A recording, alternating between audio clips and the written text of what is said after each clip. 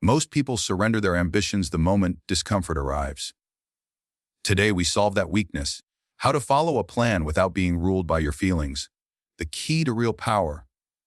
When a man begins any undertaking, whether to govern a state, to build a business, or to reform the habits of his own life, he must first seize upon a clarity so firm that no passing storm of the heart may shake it. To act without clarity is to wander in darkness, guided only by the flicker of feelings that rise and vanish as quickly as smoke in the wind. Feelings can be intense. They can flood you with hope or drown you in doubt. But they are not fit to steer the course of action, for they belong to the realm of change, while purpose belongs to the realm of permanence. Consider the prince who surveys his dominion at dawn. Before the sun climbs high, he has already chosen the road for his soldiers, the laws for his people, the alliances to preserve or break.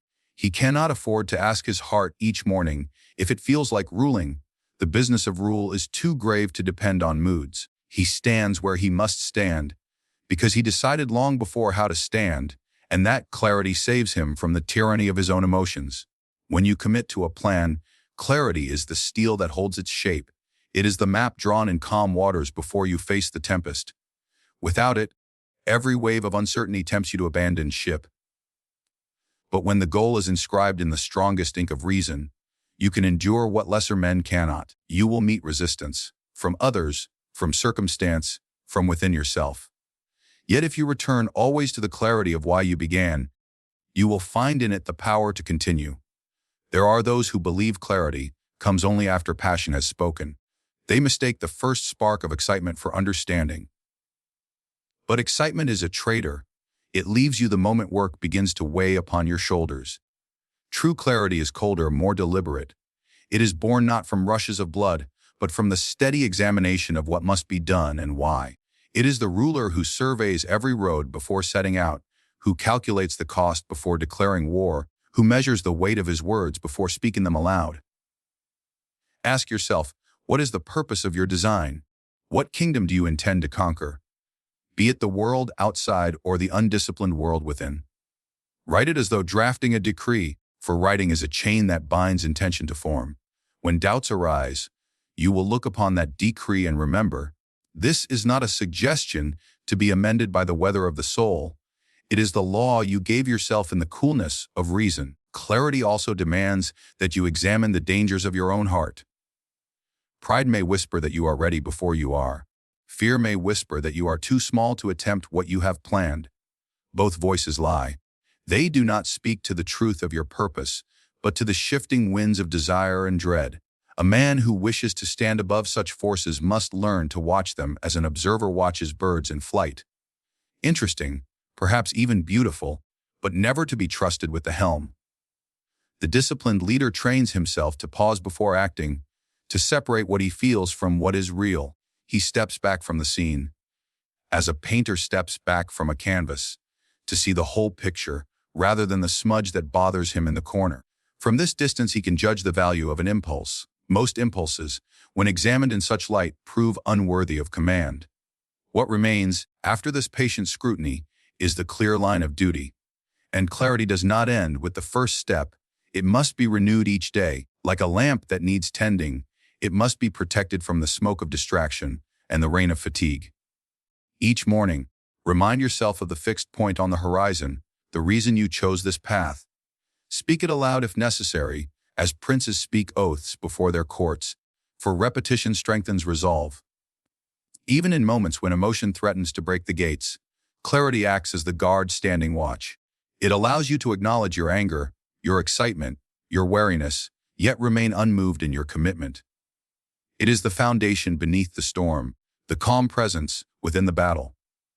And though it may seem austere, it is the companion that delivers you from the folly of letting feelings, however persuasive, hold dominion over your destiny. Feelings present themselves as loyal companions, yet in truth they are courtiers of the most dangerous kind, flattering you in 1 hour and betraying you in the next. They arrive uninvited, dressed in the finery of urgency, insisting that they know the way. They whisper that their counsel is noble, that to honor them is to honor your authentic self. If you permit them to sit at the table where decisions are made, they will consume the feast and leave you to pay the price. A man who seeks mastery cannot afford to grant them such authority. Imagine a ruler who allows every messenger from his provinces to dictate the fate of the realm. One arrives carrying a song of triumph, and the ruler orders a celebration. Another, arriving moments later, brings news of a minor setback, and the ruler, swayed by sudden anxiety, cancels the feast and punishes loyal men. His court grows unstable, his soldiers unsure, his people frightened. It is not misfortune that destroys such a leader, but his willingness to be led by, whatever sentiment happens, to shout the loudest. So it is in the private dominion of your own life. One morning you may rise filled with confidence, certain that your plan is destined for victory. By nightfall, when the air is heavy and your strength diminished, that same plan can look foolish, your purpose like a mirage. Nothing about the plan has changed, only the weather of your emotions has shifted. To build anything enduring, you must learn to separate the solidity of reason from the mist of feeling, to hold steady when the atmosphere of your heart turns dark or unsteady. Feelings promise clarity, but what they offer is a mirage. Anger claims to reveal injustice, yet often blinds you to proportion. Excitement claims to predict success, but it hides the cost that must be paid in discipline and time. Fear claims to protect you, yet it may disguise cowardice as prudence. These sentiments, though persuasive, carry no loyalty to your long-term purpose. They seek to satisfy themselves in the moment, regardless of the ruin they may cause tomorrow. A prince who wishes to maintain order keeps his advisors in their proper place. He listens, but he does not surrender his crown to them. Treat your feelings as you would such advisors. They may offer hints worth noting, but their authority must be limited. Consult them, then weigh their words against the facts and the path you have already chosen. If you find their counsel aligned with reason, act. If not, dismiss them with the same calm a sovereign uses to silence a reckless minister. Consider also the way feelings distort memory and anticipation. In a moment of triumph, you may forget every hardship that brought you there, believing instead that success is natural and guaranteed. In despair, you may forget every victory, seeing only the shadow of defeat stretching endlessly ahead. This deception is their craft. They bend the past and future to magnify whatever they wish you to feel now. To counter such trickery, write down the truth when your mind is clear. Record the purpose of your plan, the reasons for your choices, the evidence of progress. When emotions later attempt to overthrow your resolve, you will have written proof to anchor you in reality. Many abandon worthy endeavors because they interpret passing discomfort as a verdict. They feel tired and conclude they are on the wrong path. They feel bored and decide the project no longer matters. They feel unappreciated and imagine that their work has no value. Yet these judgments are not born of clear reasoning. They are the voice of feelings seeking to avoid effort, to spare themselves the pain of perseverance. A wise man sees them for what they are, attempts at sedition against his own sovereignty. Feelings also enjoy disguising themselves as morality. They may tell you that to follow a difficult plan is cruel to yourself, that you deserve ease, that struggle is unnatural. But hardship is not an enemy, it is the forge where strength and character are made. By urging you to flee from challenge, your emotions often rob you of the very growth you set out to obtain. A ruler who listens to advisors urging softness in every decision soon finds his treasury empty, his borders weak, his people restless. Learn to observe feelings without kneeling before them. Notice their approach as you would notice clouds gathering over a field real, perhaps worthy of note, but powerless to change the course of the plow unless you allow them. Some days will be bright, and your resolve will seem effortless. Other days will be heavy with rain, and every task will feel twice its weight. Neither condition alters the field you must tend or the harvest that awaits if you continue. To remain faithful to your design, you must cultivate a certain coldness toward your inner climate. This is not the absence of passion, but the mastery of it. Passion, when ruled, becomes strength. When allowed to rule, it becomes a tyrant. The prince who can feel deeply yet remain unmoved in his judgment holds an advantage over those who are driven wherever their emotions choose to carry them. In the end, feelings are like waves against the stone of your purpose. They crash, they foam, they may even erode the edges if you are careless. If you keep the heart of your aim solid and unyielding, the tide will break itself and retreat, while your plan, steady as a fortress, remains untouched. Discipline is the quiet architect behind every triumph. It rarely speaks in the language of excitement, and it does not flatter you with sweet promises. Yet it is the single force that turns designs into realities. Without discipline, the most brilliant strategy is nothing more than an illusion, a fragile drawing on sand waiting for the tide to erase it. A man may possess intelligence, ambition, and even clarity, but if he cannot bind himself to the daily weight of effort, all his gifts dissolve before they bear fruit. Think of the builder who dreams of raising a fortress that will stand for centuries. He may see the towers in his mind, he may imagine the banners flying from its heights, but until he lifts the first stone, and then another after that, the fortress remains a shadow. Discipline is the hand that lifts each stone, even when the morning is cold, when the rain falls, when his body longs to rest. By honoring the rhythm of steady labor, he summons a fortress from the dust, and its walls become a testimony not to his moods, but to his constancy. Fortune, contrary to the tales of chance and luck, is not a wandering goddess who rewards only those favored by accident. She bends most often toward those who prepare, those who rise at the appointed hour and give their strength to the work whether or not delight accompanies them. She admires persistence, for it signals seriousness. She visits those who treat their plan as law, not suggestion. To such men, she opens doors that remain forever barred to the easily discouraged. The disciplined man understands that enthusiasm is a fleeting guest, welcome but unreliable. He does not wait for its return before acting. He acts because the plan requires action. Each task, however small, is an oath fulfilled. He measures success not by the fire of his feelings, but by the number of faithful steps taken toward the goal. Over time, these steps form a path so solid that even weariness cannot erase it. Observe how soldiers train long before battle. Day after day they march, drill, sharpen weapons, often without sight of an enemy. They submit to repetition until their bodies answer commands faster than thought. When the true trial arrives, they do not depend on sudden bravery, they depend on the discipline woven into their sinews. Victory is seldom born on the day of conflict. It is forged in the countless, unseen hours, when a man keeps to his post, obeying the duty set before him. Discipline also protects against the seductions that threaten to lure you from your path. Comfort will beckon, disguised as rest. Pleasure will suggest a small delay, just for today. Doubt will whisper that you deserve freedom from the rigors you have imposed on yourself. Without the shield of discipline, these voices gain strength and lead you to abandon the very pursuit that once stirred your soul. But when you have made discipline a companion, their enticements lose their power. You rise because you said you would. You continue because you decided once and for all that the plan, not the feeling, holds authority. Some mistake discipline for a prison, imagining that it confines the spirit or crushes creativity. The opposite is true. Discipline is the structure that grants freedom its shape. A musician who never trains his hands may love sound, but he will never command music. A writer who only works when inspired will leave pages unwritten, thoughts unshaped. By subjecting himself to a rule, he gains mastery over the very art that seemed too elusive to capture. The bars of discipline are not barriers, they are rails guiding the train of your ambition to its destination. The path of discipline is not always heroic in appearance.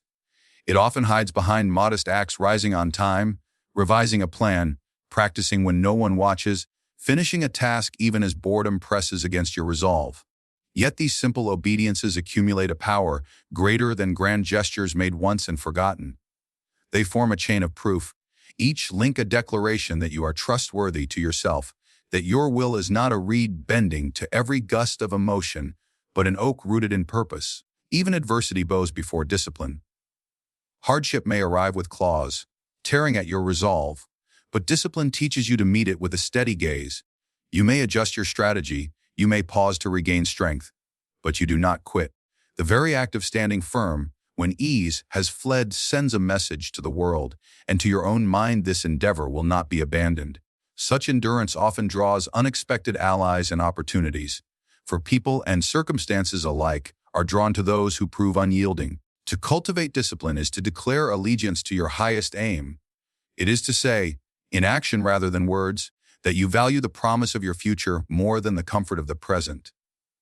Every day, that you choose to serve the plan rather than the mood, you invite fortune to take notice, to test your seriousness, and, at last, to reward your constancy with the fruits that only perseverance can earn.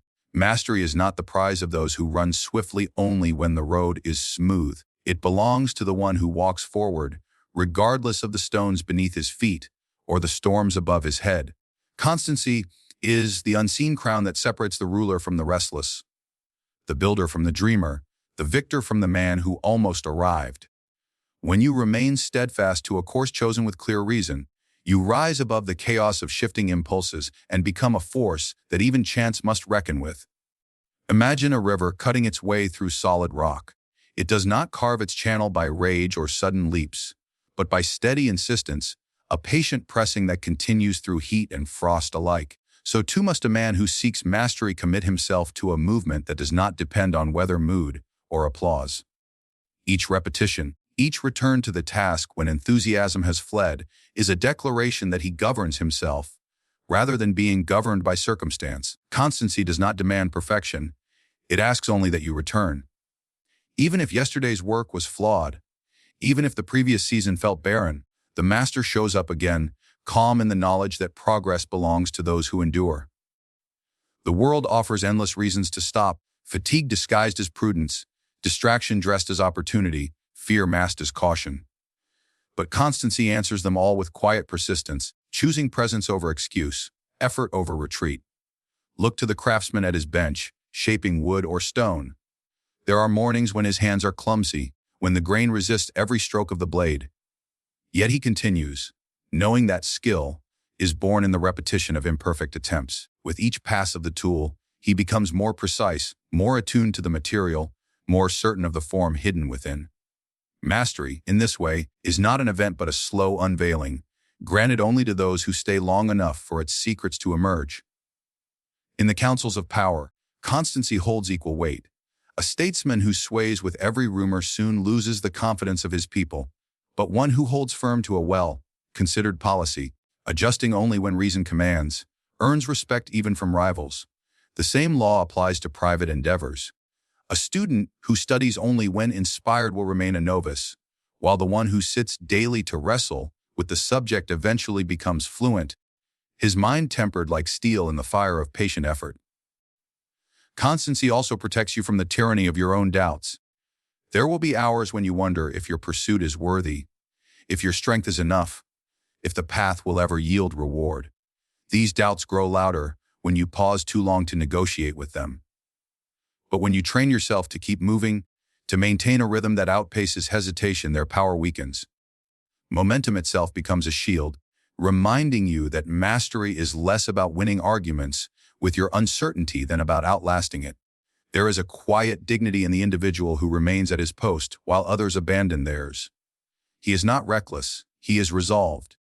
He knows that excellence cannot be captured by the hand that lets go at the first sign of discomfort.